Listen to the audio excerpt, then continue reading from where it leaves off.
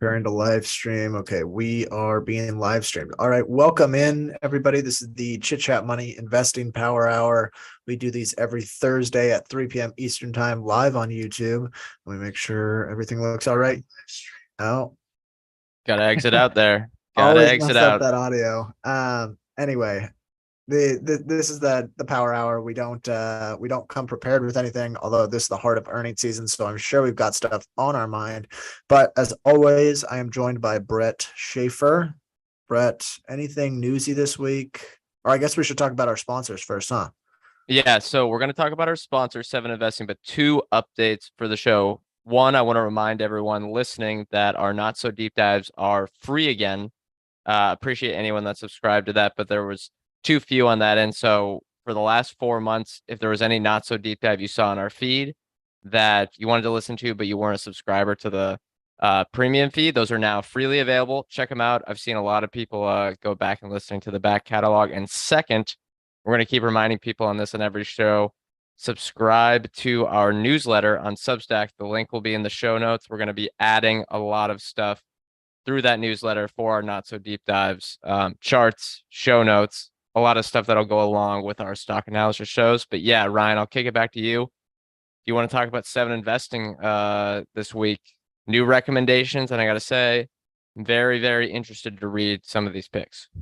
Which ones in particular? Well, I looked at Simon's, and his is in the semiconductor space. Now, it is high risk under the risk reward level. It's a growth investment. And obviously, I cannot spoil the name, but here's a little tease, kind of a quote from here that shows the how deep Simon goes in his research. And this is, Simon plus the other team members, but we're using Simon here as an example. Here's a quote from the research report. Chips are finding their place into more demanding industrial applications, where mechanical actuators have traditionally been used due to extreme pressures, temperatures, or voltages. Companies are interested in electrifying many of these processes, yet silicon-based chips are often less efficient here due to their energy losses, electric current resistance, or reduced thermal conductivity. Now, those are a lot of big words, but I think it shows that they understand, unlike maybe a lot of investors out there, the Seven Investing team understands the technology they're investing behind. And I think that's great for someone that wants to invest in innovative, disruptive, high tech, cutting edge investments. Yeah, I agree. And if you want to get access to that report, use our code money at checkout. Get $100 off the annual, $100 off every year, if I'm not mistaken. It's 100?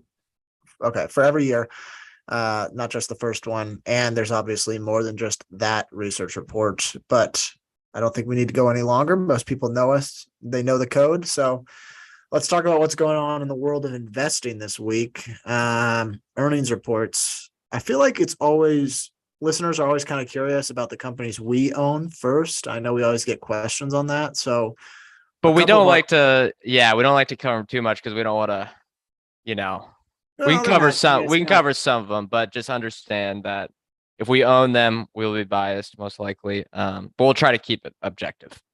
I mean, there's not a whole lot to I think both the reports that we've seen so far this week, which were Match Group and EA, not a whole lot there. But what you think of both of them? Yeah, EA was, I guess, slight surprise on foreign exchange, but really business as it goes there. No, I don't think there's really anything to discuss. I mean, everything kind of just chugging along as it is. Match Group, I think I need to read the report again because with the new executive team, they're doing a lot of stuff right now. Um, there's just a lot of things in motion. And I think I got to read through the report again just to kind of make sure, okay, here's the key points. But I really liked what we're seeing at Hinge. I think that can be a $1 billion business. We thought that a year ago and maybe even 2 years ago, we thought there was a small chance it could be, but I think the path to that is very much closer today because they're proving that international works with that business. And then second, um, there's just a lot of low hanging fruit that they pointed out among the Tinder application where the old team and they weren't disparaging the old team, but you kind of read through the tea leaves and say that there's a lot of things that they didn't do right, the old team at Tinder, and now these are some easy things like one, just better marketing strategy and marketing connecting with the product team to make sure that it's all working together.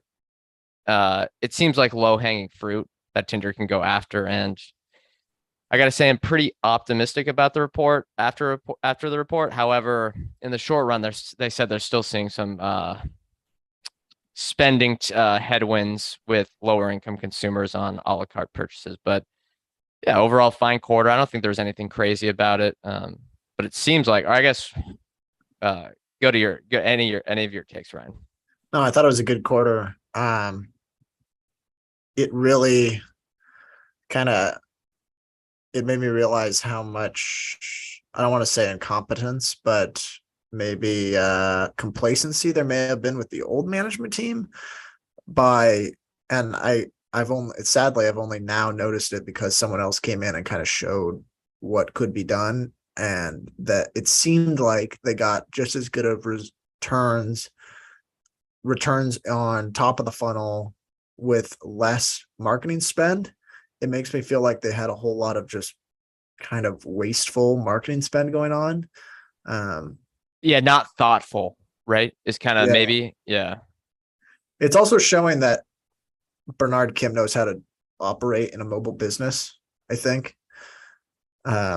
He's been pretty successful with that. I don't know. I mean, it was Hinge is continuing to show really good strength. It was encouraging to see Azar start to grow again in constant currency. They're not going to have to write that. They're not going to have to write that down to zero, which I was potentially worried about. And I guess they're seeing really bad headwinds on Forex with that app, just because of the specific geographies. But yeah, pretty standard report. Yeah, they're kind of going with the mobile gaming playbook, which I think I like. But we'll see. You know, it's going to be a multi-year path. And I think looking back, and this is kind of, again, we're not trying to be teachers here because we're learning along with everyone. But I think something that helps us out is writing down our thesis beforehand and kind of writing down what we're assuming at the current price. And back when we first purchased shares of Match Group at around $100 a share, I think slightly higher, our assumption was 20% revenue growth, which was aggressive. And now constant currency for 2023, and this is a conservative guide because there's just a lot of uncertainty in the market right now. They're kind of guiding for 5% to 10% revenue growth. And that is definitely below, as anyone that can do simple math, what our long-term assumptions were. But I still think they can get back to that, or at least pretty close, depending on where foreign exchange kind of plays out. Because right now, a lot of the things they're focusing on are not as much on as a monetization, not as much monetizing as just solidifying their position in the marketplace. That Tinder may have been not doing too well, and they stopped some of those old product monetization products that were going to come out this year, which there will be a lagging effect over the next year or so for the Tinder app. So I think if the business can grow at 10% in a tough macroeconomic environment for consumers, which they said they're seeing, it doesn't, and we'll have to see how Bumble does as well. And there's so many variables out there, so maybe I'm kind of talking in circles, but yeah, I think what's important is that when we wrote that down, the 20% growth, we'll have to get back to that eventually. But I still think there's a path there. Although I do worry maybe a few years from now, there could be a bit of thesis creep, but we'll see. I think, yeah, we might already have a little bit of thesis creep. As for EA's results, pretty damn boring. Which is good. That was good. I feel like the stock hasn't moved in like 2 or 3 years, but that's outperformance in today's market. So not too bad. The FIFA results were pretty strong, although you barely got any inclusion from that in this quarter. I really am excited to see what happens in Q4. Something that kind of shocked me was that unit sales for FIFA 23 were up 10%, but Ultimate Team players are only up 6%. Those typically have more of a 1-to-1 correlation. Yeah. So, we'll see what it shakes out in the next quarter. Yeah. It's just such my thesis of the perfect storm hopefully plays out, where they've got the World Cup in the winter, and comps will hopefully look pretty good, but might not matter. Other earnings reports that you saw this week? Anything interesting? Peloton reported. That was interesting to read. That was funny. All right, we got some questions here. We'll hit that one. Yeah, I want to keep on the gaming thing, but on the Peloton note, I'm not following them closely just because there's no way I'm going to invest until they show like a year of turnaround here. And I kind of understand, you know, it shouldn't be too hard to catch up after kind of looking at them in 2021. But I thought it was absolutely hilarious and potentially just such great timing that a fire alarm went off during their earnings call, I didn't which see that. yeah, a literal fire alarm went off during their earnings call. I didn't listen to it, but there's multiple people writing some little small funny reports on that. That's But hilarious. There's that some interesting is stuff from the shareholder letter. The so that is hilarious. Now on the gaming theme, I know you're probably about to address that question. Sony reported, and I think that is very important to track, even if you don't care about the actual business as an investment. If you're in the video game space as an investor, you know, their unit supply is super important. Now they only sold 3.3 million PS5s last quarter. And I made this chart that I put on Twitter. If we look back, they've done a cumulative since launch in Q4 2020, which was, I think, November 2020, only 25 million unit sales, which is probably below what their actual demand is. And last quarter is 3.3 million. A year ago in Q3, it was 3.3 million. So they're still not getting that supply bump that we would hope they're going to see. And bringing it back to EA, that could be a headwind for them, all the other publishers that have some console presence in Q4, which would be unfortunate just because kind of the timing with the holiday game cycle if PS5s cannot come to market. However, if they get that supply up, I think it could be a nice boost if, say, you know, PS5 could sell. I mean, last holiday quarter was only 3.9 million units. If that could double or even get to 10 million in a really optimistic scenario, because supply, you know, we've seen indications that supplies are coming online, I think that could be highly beneficial. let's take the YouTube question. Best video game ever made. Ooh. Well, let's go. Do you want me to get? We're not video gamers, but let's go through the Metacritic all-time rankings. I mean, the best selling game of all time is Minecraft. Second is GTA 5. I'd say from a neutral standpoint, those two have to be some of them. But my personal opinion, Minecraft. What's your personal favorite? Ooh, I gotta say Age of Empires 2.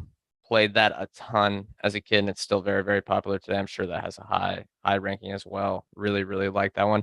I think though, if we're gonna go objectively as the whole market, we're gonna have to say GTA 5.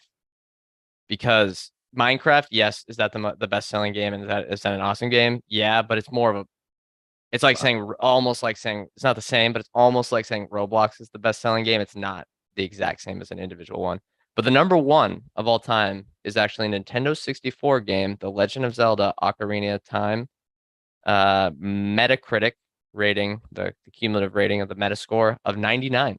Only one ever. Second, Tony Hawk's Pro Skater 2. And third, Grand Theft Auto 4. But I definitely put GTA 5 because it is still going. Still one of the best selling games, and it was made 10 years ago.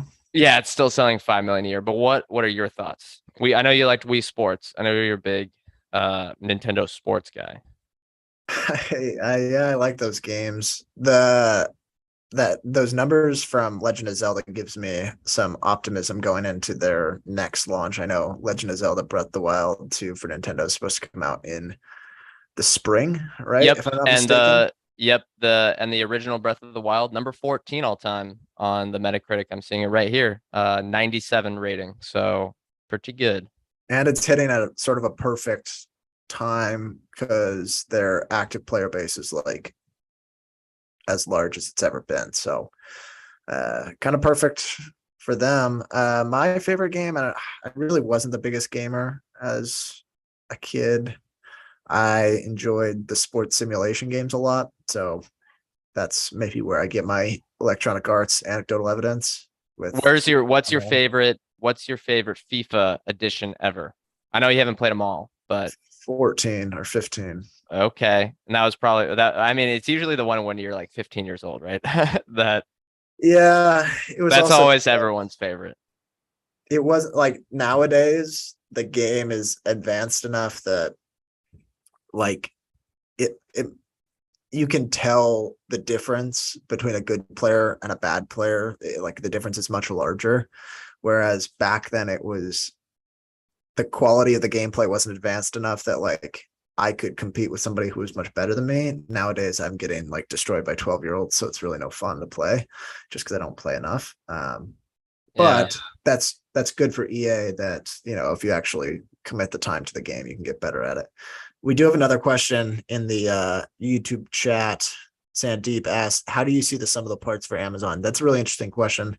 I was looking at, you looked at the Amazon report. I haven't looked at it in depth yet, but I did look at Azure's results.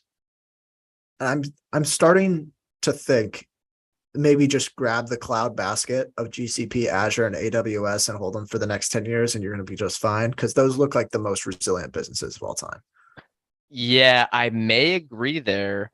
And Microsoft, to be honest, haven't looked at kind of the valuation closely. So I'm sure it's down because the stock's down, but I tend to agree with you there. Let's look specifically Amazon. I kind of tweeted that earlier today just because I was writing a Motley Fool article for them and I was like, oh, wow. The numbers looked a little bit better than I thought. So let's see, I compiled some numbers here. So over the last 12 months, just to give some context, their traditional online selling business, so just online stores, this is not their physical stores, did $221 billion in revenue. Now, this is going to be the one with extremely low margins, probably kind of closer to the Costco or Walmart model, even of, I don't know, maybe 5% margins at scale. So not really too meaningful. But if we look at the three big profit drivers or what, excluding AWS, I guess we'll leave that to the end. The three big profit drivers, we have 30 third-party seller services, subscription services, and advertising services. Last quarter, third-party seller services grew 23% year over year, and that's just third-party sales, you know, the revenue they get off of third-party sales on their platform. That grew 23%, and over the last 12 months, that business has done $112 billion in revenue. Now, if we look at subscription services, which is stuff like Prime, mainly Prime, that grew 14% and is on a annualized run rate of $35.6 billion. And then if you look at advertising, was very impressed to see that grow 30% year over year and hit $36 billion over the last 12 months. So I think you combine those together, it's really tough because their consolidated profit margins are fairly close to zero. But I think those businesses combined, you look at the high margins you can get on advertising. You look at kind of the scale economies, they should be able to get on this fixed cost basis on their, you know, logistics, infrastructure, whatever, on the third party sellers as that continues to grow.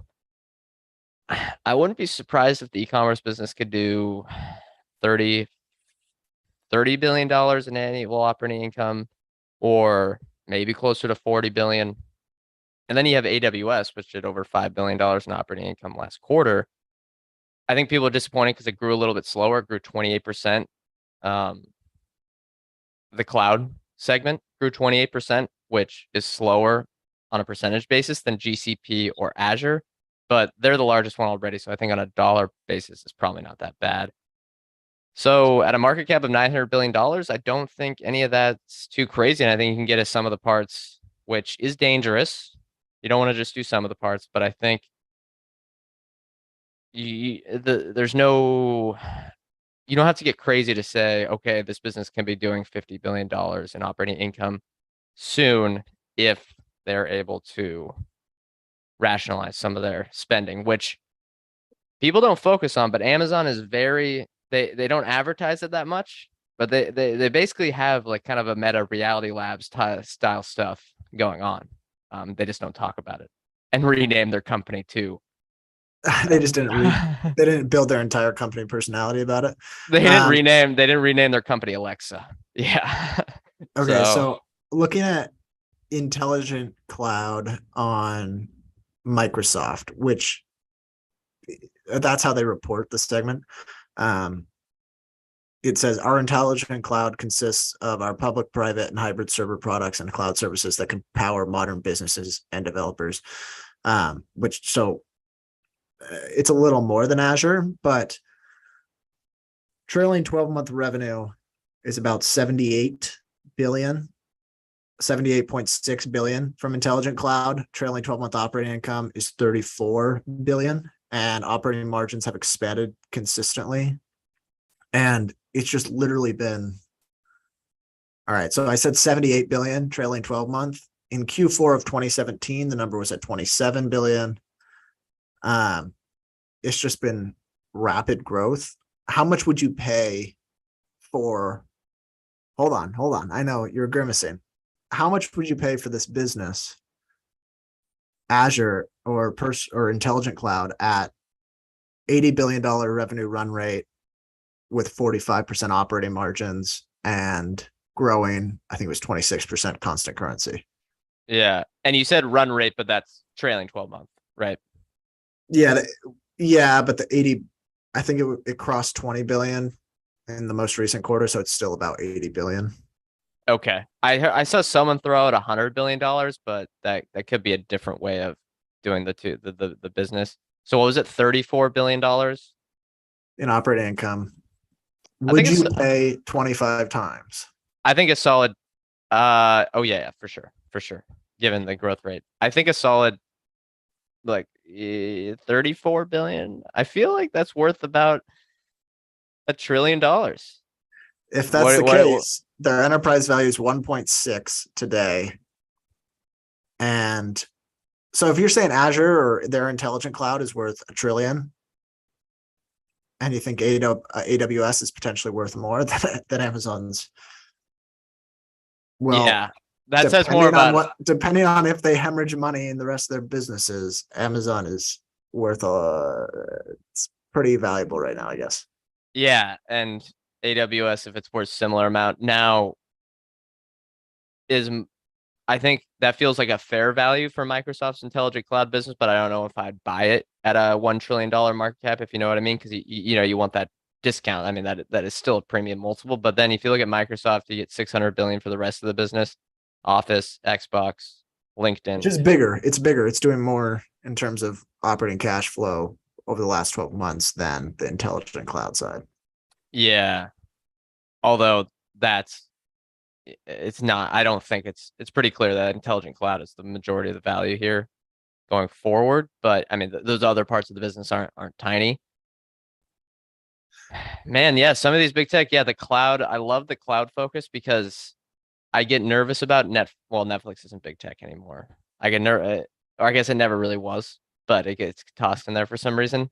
Always get nervous about Netflix just because of the competition and the classic bear cases I get worried about. I get worried about Meta because they don't have,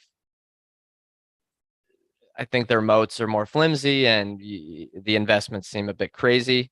And then I worry about Apple irrationally. Apparently, I'm the one person that doesn't get this business just because I think the consumer brand moat is just a bit tougher for me to get around a lot of the times, even though they have the strongest consumer brand in the world, probably ever. There might be a few you could argue has better, but clearly top 5. If you focus on the cloud ones, those could be the 3 that look at least the most interesting to me. To be fair, as of this recording, we own shares of Alphabet, or / Google, but yeah, the cloud businesses look extremely interesting to me. And I say that though, both of us say this as very big generalists in the cloud market, which my only real understanding of cloud comes from that one Acquired episode where they talked about AWS, and I'm like, oh my god, you walk away thinking this is just an incredible business. It's hard not to, but if you're looking at each of those businesses independently and you're buying the whole thing, you get them. Like if you're buying Amazon, you're getting the most exposure to cloud, as opposed to if you buy Google at the whole enterprise value, you're not getting that much of GCP. You're really more paying for search, and Microsoft, you're still paying a lot for the personal computing and the productivity and business processes and stuff like that. So, yeah, I don't know. I guess some of the parts for Amazon is just AWS equals enterprise value. Yes, and it's not surprising to see the huge discount and the potential for Amazon if you kind of go through any sort of scenarios, and that's just right now. It's not surprising that the investors they want companies, or they're paying more of a premium for companies that have consistent earnings. Google/Alphabet and Microsoft both consistently generate cash, and I think investors just want that at the moment. Amazon is just less, right? It's just they don't have that, and you can see why they have the discount because of that. Yeah, the other thing I find funny is the full circle that we've come from 2020, when all of these businesses, you looked at them basically as each of them are the most wonderful businesses that have come, that have been around. So every time I think we kind of did this exercise a couple of times, but we looked at the top of the index at each decade and what companies comprise the majority of the top of the index. And we said, well, this decade it's Apple, Google, Amazon, Microsoft. And 3 decades ago, or whatever, it was GE and other companies. ExxonMobil. We said, if that is it likely that these are going to be there in the next 10 years? And my thought was yes, because they're higher quality than all these other ones. And now everyone seems to be having their doubts. Yeah, and it's hard. Oh, I hope no one heard that. I got an email notification. I don't think anyone heard that, but apologies if that happened. Okay, that was just in my headphones. But it's hard to see any sort of businesses out there with a TAM that are as large as these companies can go after, because they're the ones that captured cloud, which is kind of crazy that right. So we'll see, but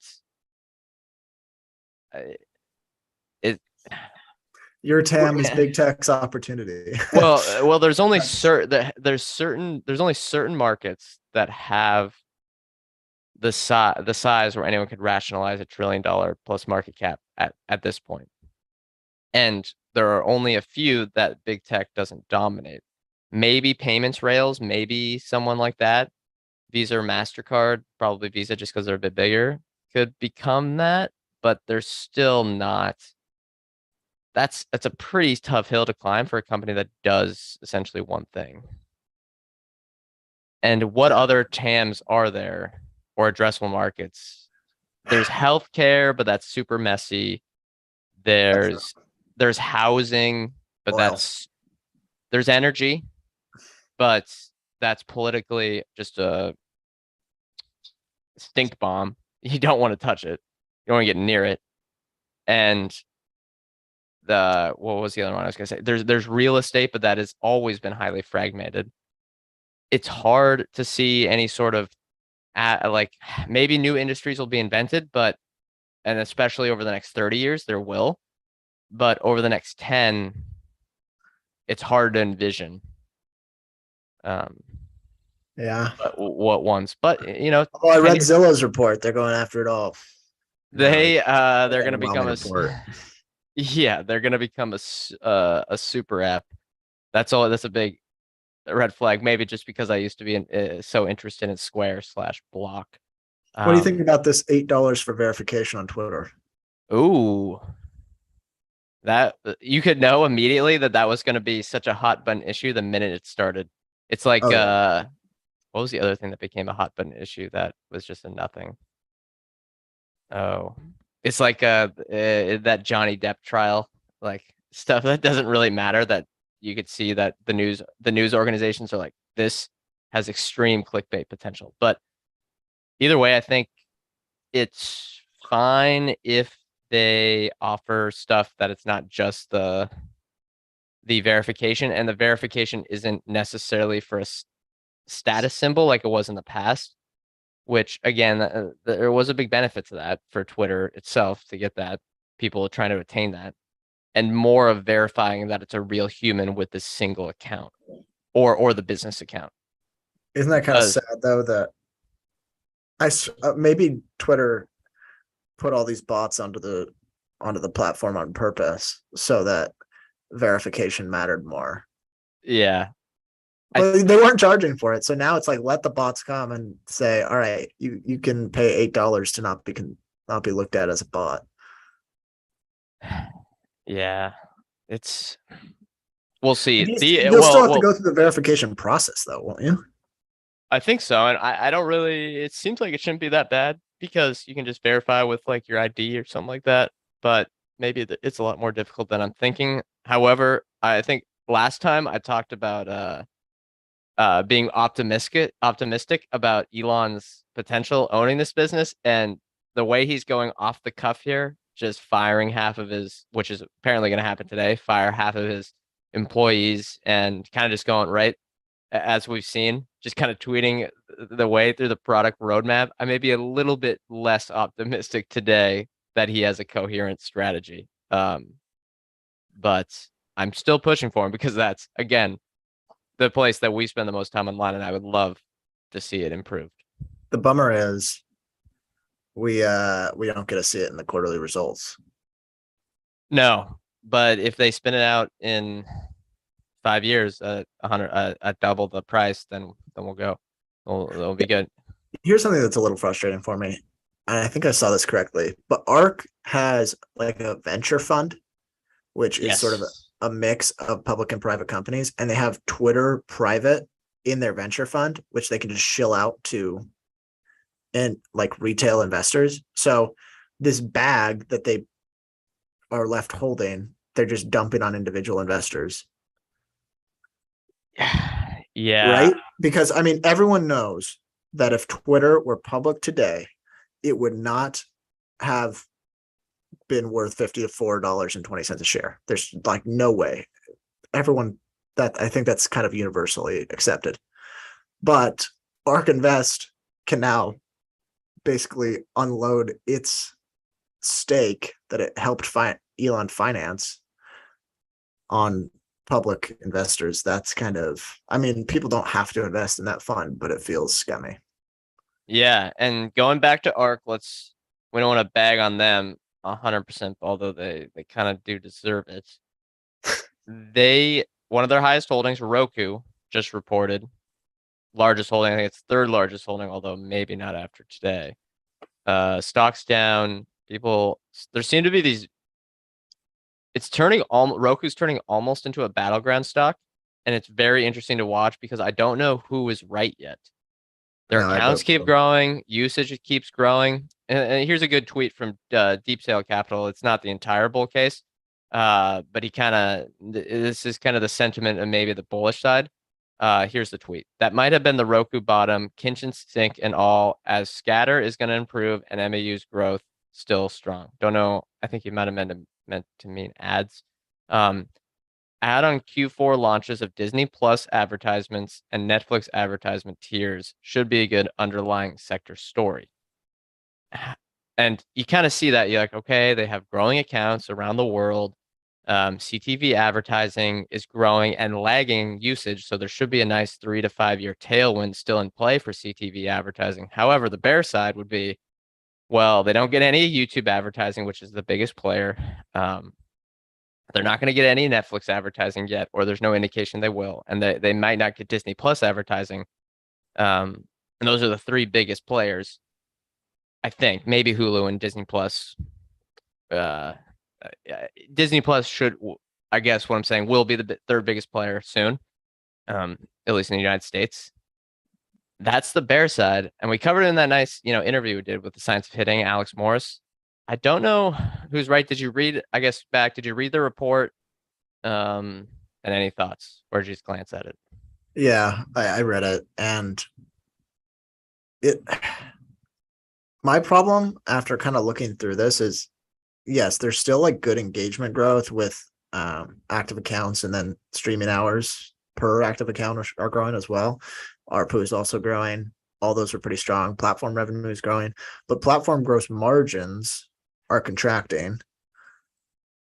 And I have absolutely no clue what cash flow margins look like for this business in like uh at any sort of level of maturity. At sort of peak margins last year, I think they were at like 17% or like mid-teens percentage adjusted EBITDA on a trailing 12-month basis.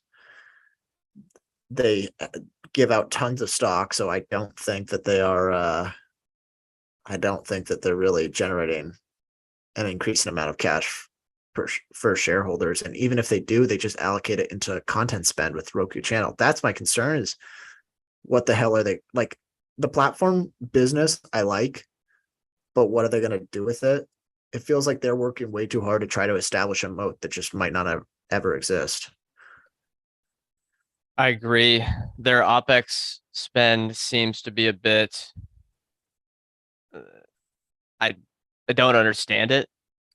They said in the conference call they're going to be a little more cognizant of spending, but I swear every management team has said that just to like please Yeah, analysts. they The just want, yeah, watch what they do. Now, I think investors need to really hold their feet to the fire in 2023 on that expense stuff. Someone asked, "What do you think of Fubo?" I'll let you get on your soapbox here and bash them as much as you want. Two thumbs down. No, I'm sorry if there's any Fubo bulls out there, but just look at the unit economics. It is atrocious. They are, it's like they're a cable company back in the like 1990 when cable is dying and there's no infrastructure advantage. It's not a good place to be. They have negative or had negative gross margins. And even if they have slightly positive gross margins now, it's not nearly going to cover their overhead. And their customer relationships are extremely poor. So in September, with our local baseball team, the only way to watch without cable our local baseball team is to go on Fubo because they're the only ones to deal with the sports channel, which the sports is trying to bend their strategy. Probably smart, but I subscribed to Fubo. It's like $90 a month because I wanted to watch the local baseball team on their playoff run plus football. I thought it was fine. And I bought their sports package, right? Which is supposed to encompass every sports thing. And it's $90. So I was like, okay, this better have everything. But then comes October and I'm watching and I'm like, okay, this baseball playoff game's on TBS. Let me turn it on. And they don't have TBS or TNT, which is one of the largest sports channels. So I was absolutely, I didn't throw a fit, but I was like, this is terrible. You're saying you have the sports package and you don't have two of the largest sports channels. It made me extremely angry and I'm not going to go back to there. So yeah. And you've been a bear ever since. Oh, I was a bear before that. I mean, just look at the income statement and it's not, I mean, this isn't going to work. I have very few hard rules in investing, but negative gross margins is one. I don't. That should be everyone's rule. I don't look further than that. I don't think. And I know they can change, but I show me one business that's had negative gross margins in the last 2 years that's been a huge positive inflection upwards since that point. I can't think of a single one. Peloton had negative gross margins for a quarter. Beyond Meat probably did, I'm guessing. I think they may have at one point. Fubo. Who else has had just abysmal? Every EV manufacturer pre-scale. It doesn't. Once capital dries up, you can't really operate anymore. Yeah, it's puts you in a really, really precarious position. Yeah, Speaking of why? Peloton, let me read this to you. Okay. That's how the shareholder letter starts. If you ever had a goal you were serious about achieving, you most likely had a strategy for achieving it. And if you had a strategy, you also had a timeline. For the last 9 months, my goal has been to turn around Peloton and position it for sustained growth and scale. I thought it would take a year. We are beating that timeline. There's some, if anyone can do this, I think it's Barry McCarthy. Yeah. But he's great at speaking though and writing. yeah, but here's my concern. He says, our results show we're making significant progress. take by way of example, free cash flow, which was negative 747 million in Q3 of 2022, improved to minus 412 in Q4, improved again to minus 246 in Q1, which is that they're currently on Q1, and is forecasted to reach near break even for the second half of fiscal year 2023.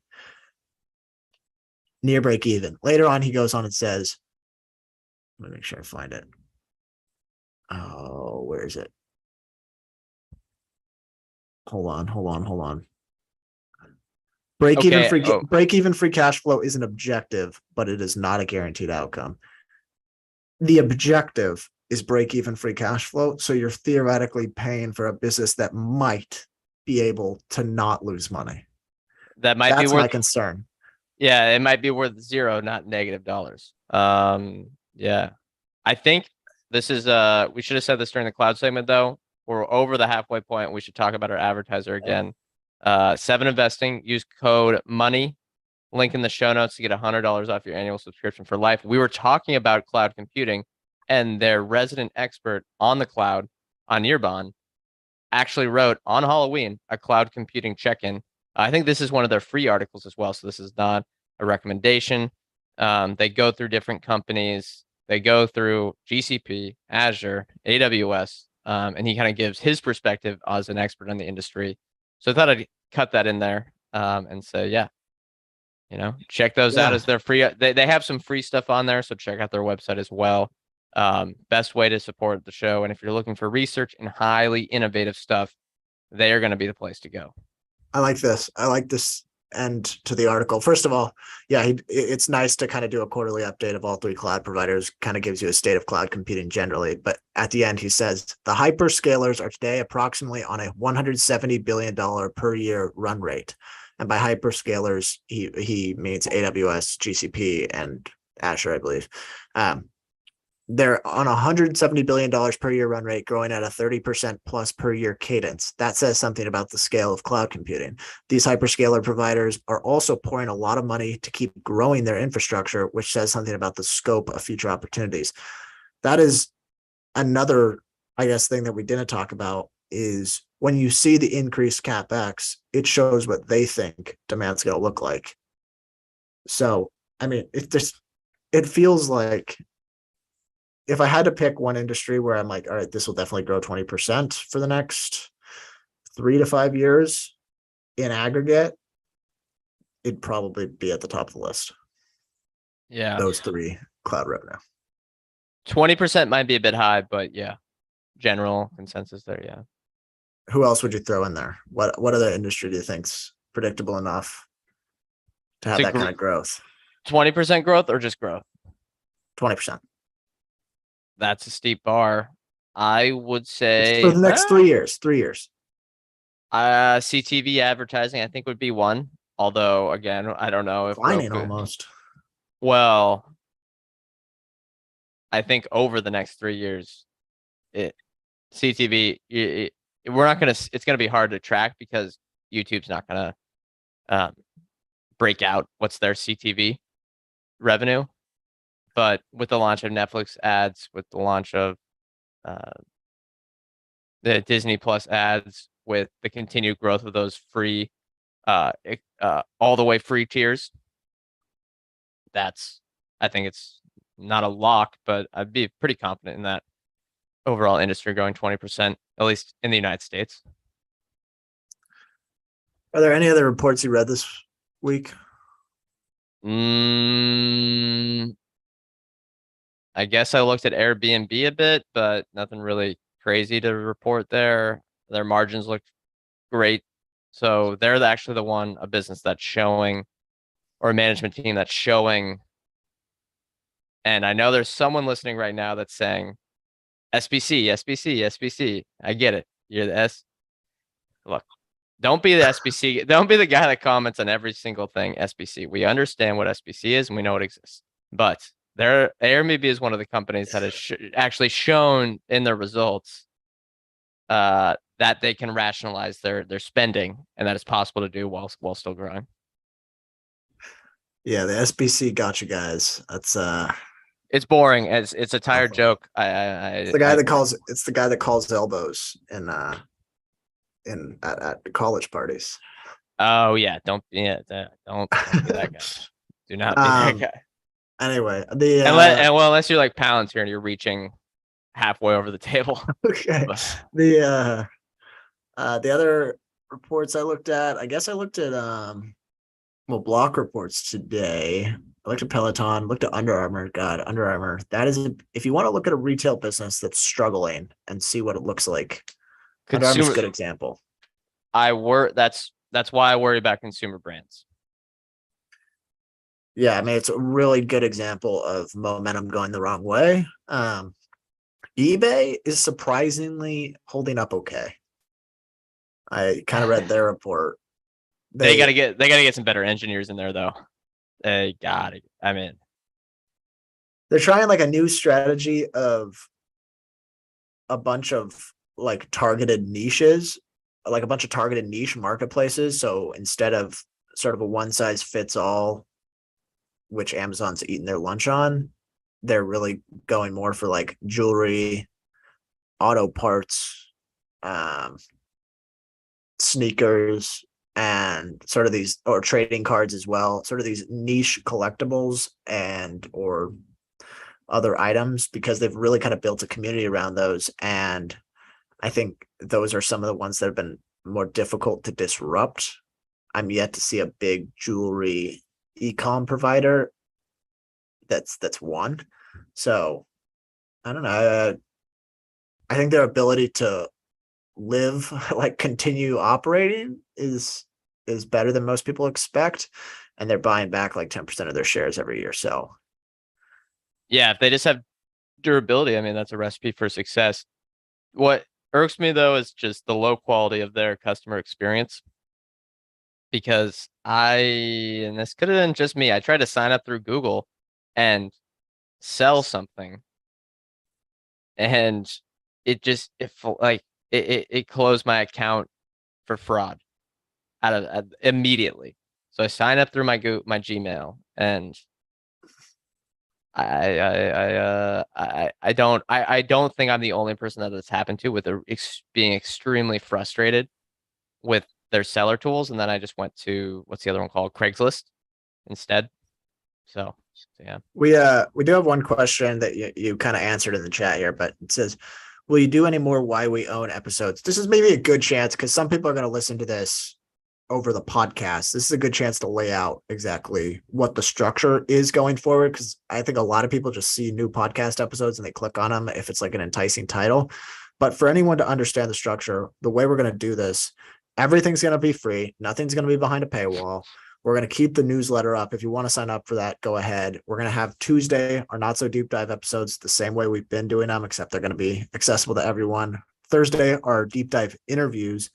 And then we record these power hours on Thursdays as well, but they don't come out until Sundays on the podcast feed. So those are the 3 each week. And then we'll do once a month, basically a portfolio update where we try to keep listeners up to date on something that's happened in the fund, whether it's like why we bought something, why we own something, maybe why we sold something, or maybe just how we structure the fund, that kind of thing. So hopefully that provides all the color people might need. Am I forgetting anything there? I mean, we'll do like periodic random quarterly or monthly episodes with 7investing and other guests, but it's about it. No, yeah, I think that's it. Everything, yeah, and the newsletter again is free. Can be a good conjunction with every episode. And I guess the other thing is we're doing themes every month for the not so deep dives. So October we did housing, September we did gaming.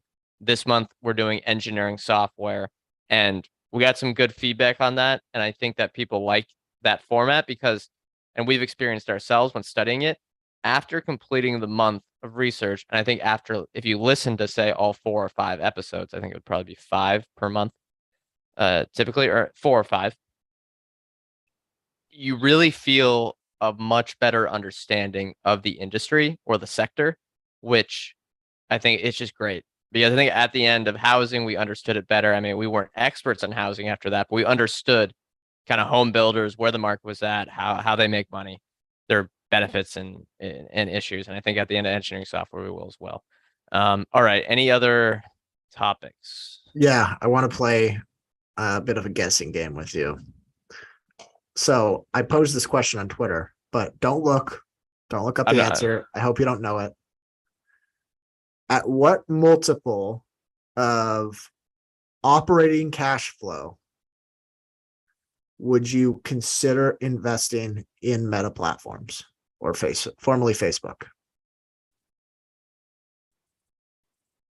Operating cash flow. Yeah. Yeah. I'm trying to envision because their capex is so large right now. EV to operating cash flow. EV. Well, the EV is getting pretty close to the same as the market cap. Just they have like what 30 billion in net cash, something like that. A little less, I think. Yeah, so even less. Not a huge deal anymore. Hmm. I want to know what they're generating operating cash flow. I'd say 4 or 5 Uh, it's 4 times. right now. Yeah. Mm. But I don't. That that's maybe But like this is I tweeted earlier this week. I think this is the price where it kind of gets interesting, even if they destroy with Reality Labs. But it might just be in the unownable pile. It's hard. It's really hard to judge right now because Zuck is on a warpath to destroy capital. Um, and that's yeah, just it's tough to get around. It's really tough to get around. I am thinking this may go down in history as the single largest 2-year destruction of capital of all time if nothing comes of Reality Labs. Which, you know what, right now basically nothing's come of it. Yeah. 1.4 billion in revenue over the last 9 months. Yeah. Just hemorrhaging money. It's kind of fun to watch from the outside, but I would be so aggravated as a shareholder. Yeah, it does not seem. I mean, it's no surprise to see the stock down because people are probably extremely frustrated. What's And when I say, interesting? I guess Go ahead. maybe I should mention when I say operating cash flow, they have committed to spending, I think it's like 37.5 billion in capex. So the free cash flow multiple is much larger because they spent so much on capex. So don't Eh, just take that multiple at face value if you're listening to this. And they've shown a really, really poor buyback strategy. They've shown that they're very poor at timing the buybacks when they did that giant Q4 2021 one, and they're not buying back today. So that it gives me it's not. It's just not a positive sign either. Um, yeah, what's interesting, and this is not to dunk, but it's interesting to kind of read the sentiment because everyone makes mistakes. We make mistakes. Everyone does in investing. But back, I think in the spring, I there was I tweeted something about how Visa was trading at I think maybe at 9% earnings yield back in 2011. And I was like, wow, that was such an easy time to invest. Um, and there It was always seems like that. some people that back then, there was some overhang, I guess, with something politically with Visa at that time that they had to get through, which was giving a big discount on the stock.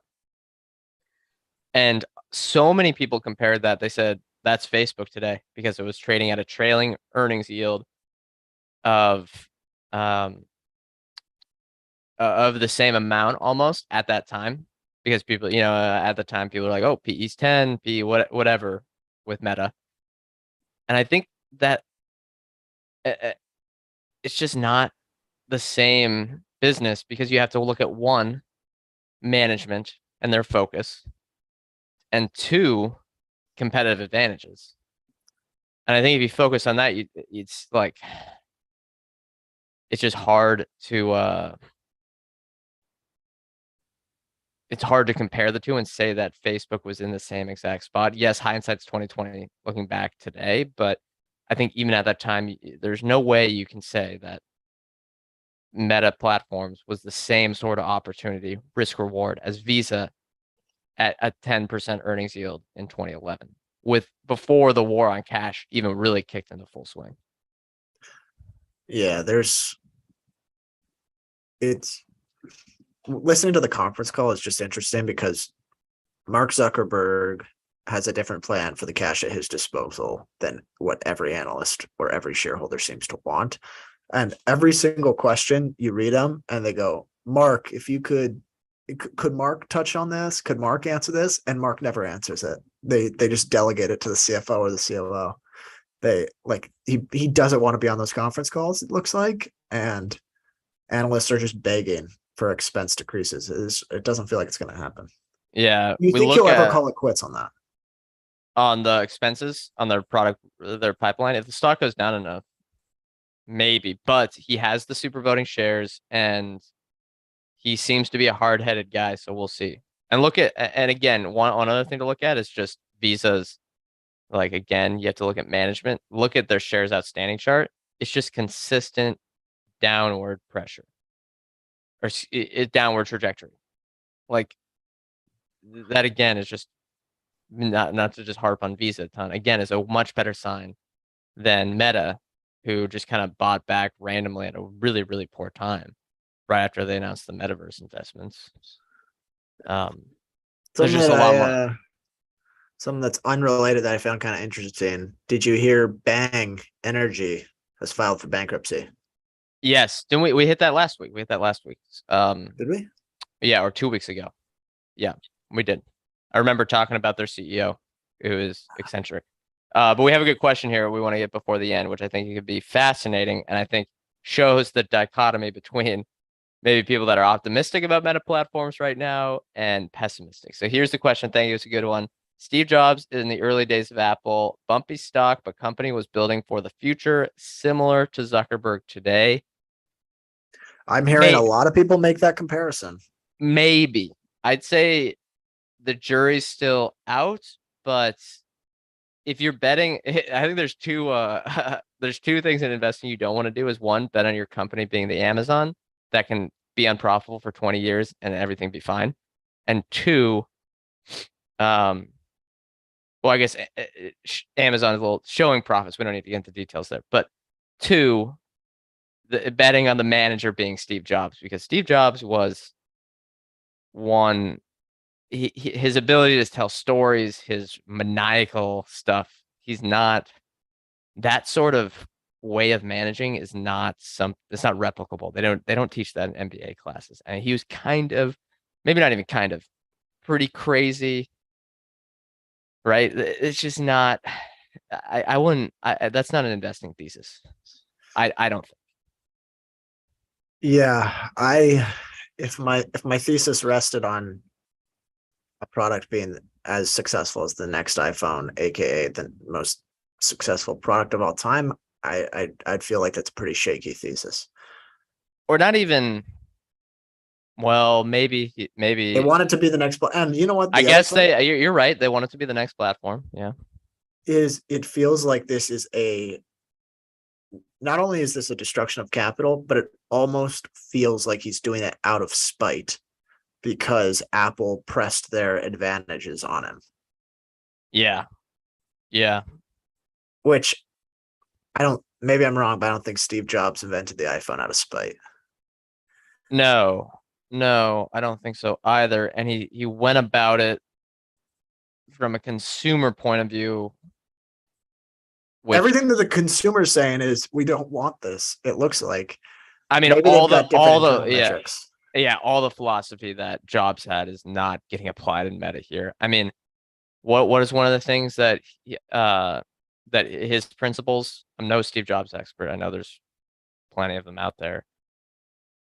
Is for a consumer product to be widely loved or widely used, it has to be easily the concept of the product has to be easily understood.